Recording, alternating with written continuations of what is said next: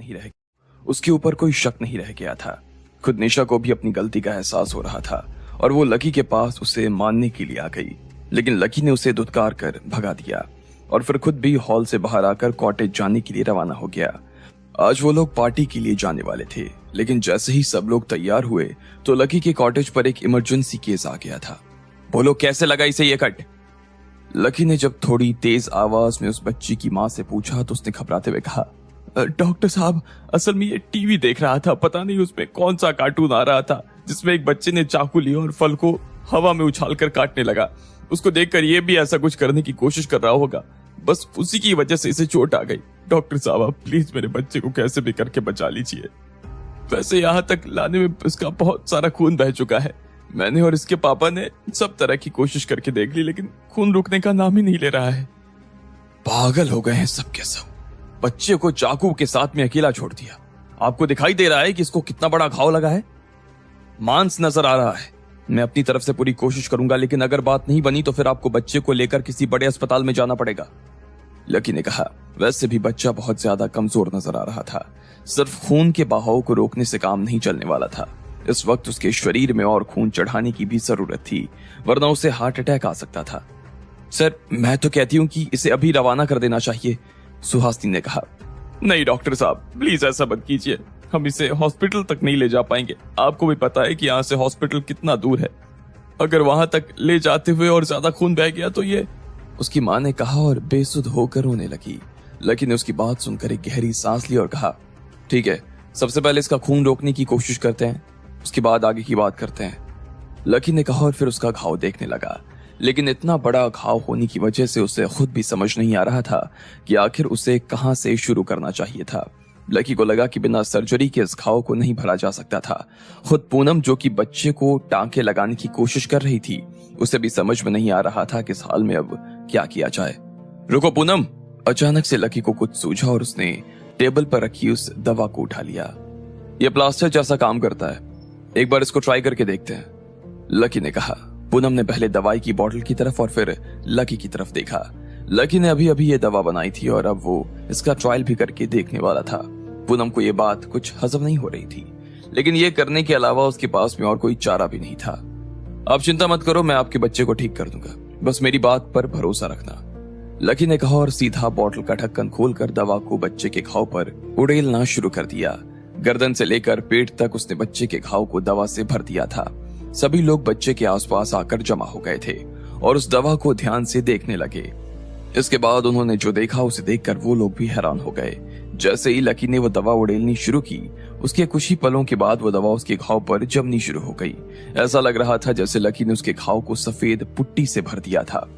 धीरे धीरे बच्चे के शरीर में से खून भी रिसना बंद हो गया था। देखते ही देखते उस सुर्ख लाल घाव का भी रंग बदल गया और अब वो भूरा सा दिखाई देने लगा। उसके ऊपर पपड़ी जमनी शुरू हो गई। लेकिन इस बीच जब बच्चे की पल्स को चेक किया तो पाया कि अब उसकी पल्स नॉर्मल होने लगी थी और उसे ठीक से सांस भी आ रही थी। ये लिक्विड है, लेकिन बाद में पाउडर में बदल जाता है। ये सिर्फ 10 सेकंड में किसी भी घाव से रिश्ते खून को रोक सकता है और 1 मिनट के अंदर पूरे घाव को भर सकता है। लकी ने बची हुई आधी बोतल को एक कोने में रखा और कहा, 24 घंटे के अंदर इस बच्चे का पूरा घाव भर जाएगा। जैसे उस बच्चे की माँ ने ये बात सुनी तो वो हैरान हो गई। खुद पूनम और सुहासिनी का भी यही हाल था। राधिका भी लकी को देखते हुए मुस्कुरा रही थी। उसे ऐसा लग रहा था कि लकी कुछ भी कर सकता था, उसके लिए कुछ भी नामुमकिन नहीं था। इससे पहले कि उनमें से कोई कुछ भी कह पाता, लकी ने अपनी घड़ी को देखा और कहा, 1 मिनट हो गया है। इसके बाद लकी ने सुहासिनी को एक भीगा हुआ टॉवल लाने का इशारा कर दिया। अगले ही पल सुहासिनी टॉवल लेकर वहां पहुंच गई और उसने घाव साफ करना शुरू कर दिया। जैसे ही घाव पर से उस पाउडर को हटाने का काम शुरू हुआ तो पीछे घाव के नाम पर कुछ नहीं रह गया था। उसे देखकर ऐसा लग रहा था जैसे वहां कोई घाव था ही नहीं। हालांकि अभी भी उसकी चमड़ी हल्की सी लाल नजर आ रही थी, लेकिन पहले में और अब में काफी फर्क नजर आ रहा था।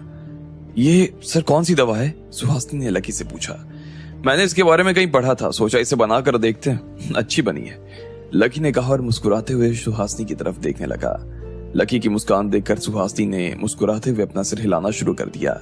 लकी ने उस बच्ची की माँ को और कुछ दवा दी और उसके बाद उन्हें निश्चिंत करके फिर से घर भेज दिया। रात को लगभग 9 बजे के आसपास लकी अपने साथियों के साथ में पार्टी के लिए आ चुका था। वो लोग एक बड़े से बार की बेसमेंट में बैठे हुए थे। वहां पर काफी रंगीन सी लाइट लगी हुई थी और बीच बीच में अंधेरा भी था। सोफे पर बैठकर सब लोग शराब के मजे ले रहे थे और गाने पर थिरक रहे थे। लकी भी अपने दोस्तों और राधिका के साथ में वहां हंसी मजाक कर रहा था। काफी दिनों बाद में वो इतना हल्का महसूस कर रहा था। राधिका, पिंक पर्ल में हमारा जो घर बनेगा उसका क्या अपडेट है? लकी ने अपना ग्लास खाली करते हुए राधिका से पूछा। हमारा घर?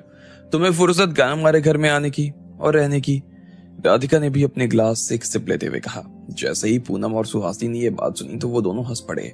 लकी को उनका हंसना थोड़ा अजीब लगा और वो उन दोनों को घूरते हुए देखने लगा, लेकिन अगले ही पल वो खुद भी उन दोनों के साथ हंसने लगा था। लकी सर, आप दुनिया से जीत सकते हैं, इसमें कोई शक नहीं है, लेकिन राधिका मैडम के सामने तो सुहासिनी ने कहा और फिर से पूनम को ताली देकर हंसने लगी। राधिका भी उनकी बात सुनकर हंस रही थी। लकी का चेहरा शर्म के मारे लाल हो गया।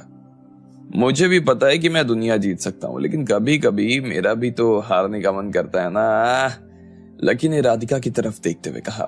राधिका सुरूर भरी आंखों से लकी की तरफ देख रही थी। लकी भी अपनी जगह से खड़ा हुआ और राधिका के करीब आकर बैठ गया। तुम्हें मुझसे कोई शिकायत है? हाँ, लकी ने राधिका की आंखों में देखते हुए पूछा। रहने दो, तुमसे शिकायत करने का ना कोई फायदा कहाँ है? हाँ, राधिका ने कहा। अरे बोल कर तो देखो, तुम जो कहोगी बंदा तुम्हारे लिए वो करने के लिए तैयार हो जाएगा, बस तुम बोलो तो, लकी ने कहा। अच्छा ऐसी बात है, राधिका ने कहा और इधर उधर देखने लगी। उसने देखा कि डांस फ्लोर खाली था और डीजे ने बहुत अच्छा म्यूजिक लगा रखा था। मेरे साथ डांस करोगे? राधिका ने लकी से पूछा और उसकी तरफ अपना हाथ बढ़ा दिया। डांस? जैसे ही लकी ने यह सुना तो उसके शरीर में एक तेज तरंग उठी। वो सब कुछ कर सकता था लेकिन डांस नहीं कर सकता था। क्या हुआ? अभी तो कह रहे थे कि जो बोलोगी वो करूंगा, फिर अब क्या हुआ? हाँ लकी सर, अभी तो आपने कहा था कि आप डांस करोगे, मुझे भी लकी सर का ये वाला रूप तो देखना ही है, सुहासिनी ने भी कहा। ना सुहासिनी, मुझे नहीं लगता कि इसके जैसा आदमी डांस कर सकता है, ये तो बस सीरियस चीजों के लिए बना है, डांस वांस में तो इसे शर्म ही आ जाएगी। पूनम ने भी लकी की आंखों में देखा और कहा।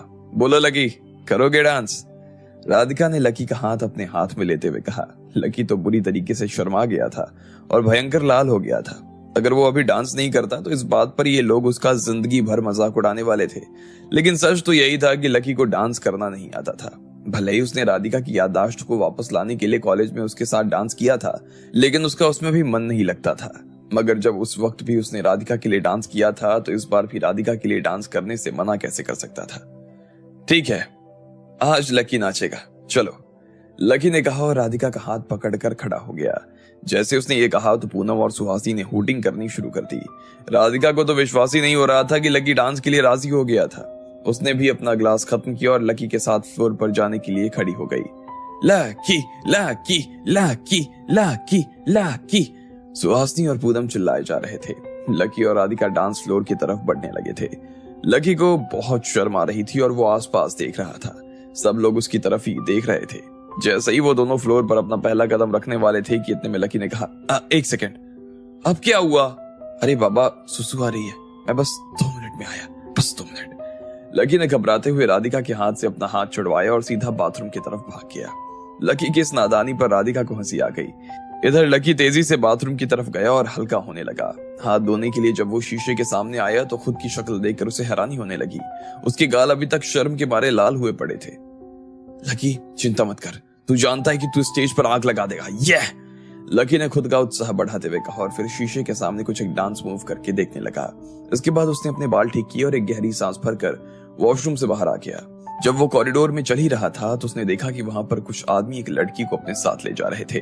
उस लड़की की और उन लोगों की चाल देखकर ऐसा लग रहा था जैसे उन सब ने बहुत ज्यादा शराब पी हुई थी। उस लड़की से चला भी नहीं जा रहा था और उसने अपने दोनों हाथ 2 मर्दों के कंधे पर डाले हुए थे। अरे जल्दी लेकर चल भाई। हाँ यार, इससे पहले कि मजा खत्म हो जाए, जल्दी चलो। लकी के कान में उन लोगों की बात पड़ी। उसने उन लड़कों को देखा तो पाया देखने में वो यहाँ के नहीं लग रहे थे, वो किसी दूसरे शहर से आए थे।